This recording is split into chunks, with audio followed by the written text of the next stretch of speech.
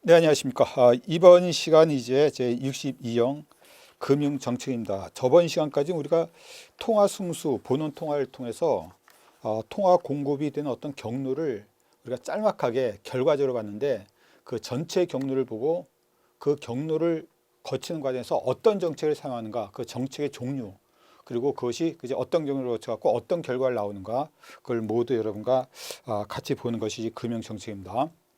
자, 여러분이 이제 보다시피 여기 이제 금융정책 체계라는 게 있죠, 체계. 거기 체계를 보면 거기 최종 목표와 중간 목표, 그리고 정책 수단과 운영 목표라는 게 있습니다. 그래서 이제 여기를 본다면 이 금융정책 체계에 이제 이런 거 최종 목표, 중간 목표, 운영 목표, 정책 수단이 있어요. 제가 이제 거꾸로 부르고 있는데, 물론 이제 가장 중요한 것이 이제 최종 목표이기 때문이죠. 그래서 이 금융 정책의 체계나 이제 전달 경로나 뭐 같은 우리가 맥락에서 볼 수 있는 거니까 제가 따로 적지 않았습니다. 자, 일단 이제 금융 정책의 이제 최종 목표는 이제 우리나라 같은 경우 이제 한국은행, 바로 국영은행이 바로 다음과 같이 물가 안정 목표이다. 앞에서도 여러분과 잠깐 말씀드렸을 겁니다. 인플레이션 타겟팅이다. 이제 가장 중요한 목표다. 자, 일반적인 상황에서 근데 그것이 이제 경우에 따라서는 우리가 이제 호황기를 지속하라는 보장이 없기 때문에 경우에 따라서는 극심한 불황기 때는 바로 뭐죠? 어떤 고용, 그러니까 어떤 고용률 또는 이제 어떤 노동 시장 그걸 고려하지 않을 수 없겠죠. 실업이 워낙 심하면 말이에요. 그때 실업이 심한 불황기 때는 우리가 인플레이션 그게 문제가 아니죠. 물가는 물론 하락돼 있고 디플레이션 상황에서는 그때 이제 그다음 고려하는 것이 이제 완전 고용을 고려할 겁니다. 하지만 누가 뭐래도 가장 중요한 목표 첫 번째 타겟팅 뭐냐, 이것은 물가 안정, 인플레이션이라고 알아두셔야 돼요. 지금과 같이 어떤 뭐 극심한 불황기 때 이제 그다음 이것이 더 중요한 목표가 될 수 있겠지만, 하지만 장기적으로는 장기적인 경제 성장, 그다음에 국제 수지 규형 이거를 모두 목표로 합니다. 하지만 가장 중요한 목표는 이거다. 그때 이제 이걸 목표로 하기 위해서 이제 중간에 삼는 중간 목표라는 게 있는데, 중간 목표 뭐냐, 이것은 장기금리, 장기금리. 장기 금리, 그지 뭐 이게 뭐 1년 이상의 금리를 말하는 건데, 자, 그런데 그걸 하기 위해서 다음에 여러 가지 정책 수단을 사용합니다. 이렇게 여러 가지 정책 수단을 사용하죠. 다음과 같이 이제 세 가지가 여기 보면 일반적인 양적, 이 두 가지가 어떤 질적 이렇게 나오는데, 이 두 가지에 관한 내용은 우리 교재에 나와 있지만 제가 설명을 안 할 거고, 그리고 크게 우리가 문제시 되지도 않습니다. 가장 중요한 것은 세 가지예요.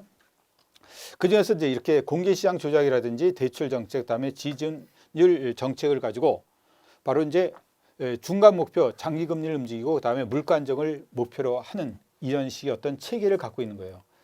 근데 중간에 보면 이 장기금리를 움직이기 위해서는 장기금리를 직접 움직이는 게 아니라 중간에 운영 목표라는 게 있습니다. 운영 목표라는 것들로 인해서 우리나라 같은 건 기준금리를 움직이죠. 이게 우리가 나라 RP 환매채 7일모를 갖고 환매채, 중앙은행에서 사고 파는 그런 환매채에서 7일, 그러니까 단기죠. 7일간 만기가 되는 7일 되는 금리 채권을 사고 파는 과정에서 단기 금리를 이걸 결정하고 있는 거야. 그 중에서 우리는 이제 그전에는 콜금리라는 걸 이용해서, 콜금리 이제 은행 간 자본이 이제 빌려주고 빌려받을 때 보는 우리가 적용되는 금리거든요. 그래서 이 금리를 통해서 우리는 이 장기 금리를 움직이겠다는 겁니다. 보통 이것은 초단기 금리이기 때문에 우리의 초단기 이 금리보다 이 금리가 조금 높아요. 근데 이 금리가 이상적으로 높고 낮다 그러면 이 금리를 통해서 이 금리를 조절할 수 있다는 거죠. 그지? 어떤 몸통을 통해서 어떤 꼬리를 조절할 수 있다는 겁니다. 어떤 이 전체적인 것서 요 단기 금리를 통해서 장기 금리가 조절되는 거죠. 이상적으로 이게 이제 하락하고 이렇게 급등하는 경우가 있는데, 그런 경우 이제 또 다른 정책이 있어요. 우리가 뭐 양적 완화라든가 극심한 불황기 때는 그런 정책도 있는데, 우리는 그것은 일반적인 어떤 상식이라든지 그다음에 공기업에서 문제 나오지만 공무에서는 그런 식의 어떤 현실적인 어떤 시사적인 문제는 잘 안 나오고 이론적인 문제를 위주로 나오기 때문에 여러분 일단 거기서 신경을 안 써도 됩니다. 자, 그래서 이런 식의 체계를 봤는데 결국 이제 우리 경로 중에서 가장 중요한 것은 이런 거죠. 공개시장 조작 정책을 통해서 기준금리를 움직이고 그다음에 장기금리, 그다음에 이제 물가 안정을 목표로 한다는 겁니다.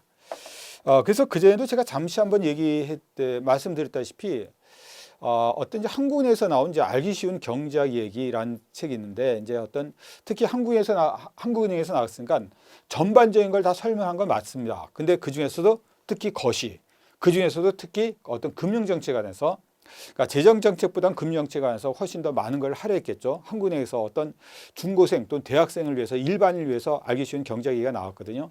여러분이 관심 있는 사람은 그 사이트에 들어가면 그게 그전에는 어떤 책으로도 나왔는데 요새는 책으로 나오는지 모르겠습니다. 요새는 PDF 이북으로 우리가 무료로 주고 있기 때문에 한번 여러분이 관심 있는 사람 한번 읽어보세요. 굉장히 재미있게 도움이 되도록 써져 있어요.